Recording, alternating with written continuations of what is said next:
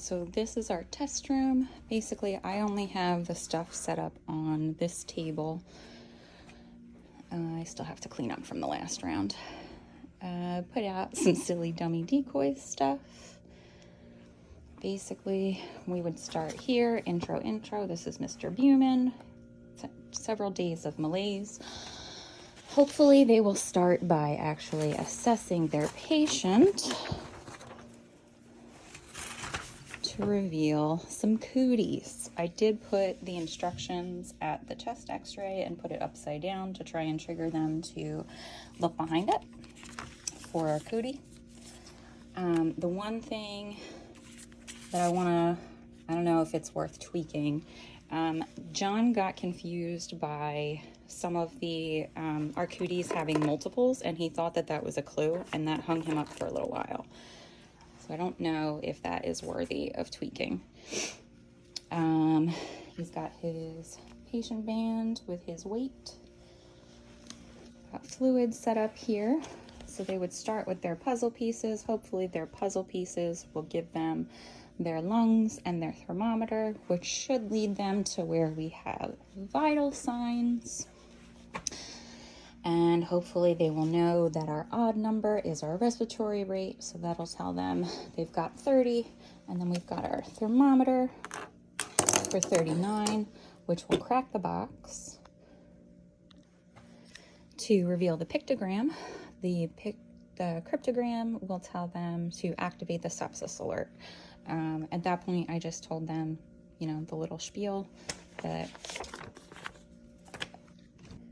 they should initiate the sepsis bundle, draw the labs and draw them right. The order matters to win the fight. And they would lay that out. John did get ABX2 pretty easily. He, being a peds nurse, didn't know necessarily what the time frame was that we were looking at, but he did pick out that there were a couple of clocks in the room. He saw our real clock and then associated that with the box over here. I did have to tell him that we expect to initiate within an hour, but he was able to figure out his combo. So 1430 opens the box. The numbers tell a silent tale. 88/44, the pressure fails. 4.4, the acid climbs. Swift waters. So they need to figure out their fluids. We give them the formula. The fluids are right here.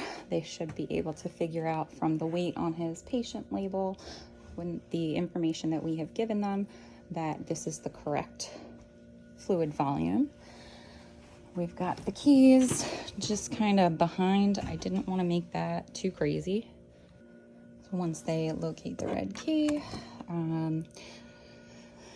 basically they now have to know that they're going to associate their monitor to hopefully the right frequency. There's an icon on the card to help lead them to the correct box.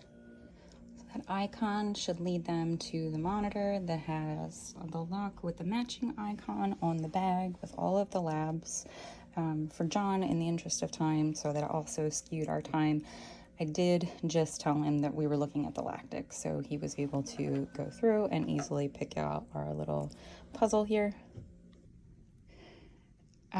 I did have to, he got really hung up on this. I had to tell him, coming from a pediatric ICU, his frame of reference for an acceptable map is a little bit different.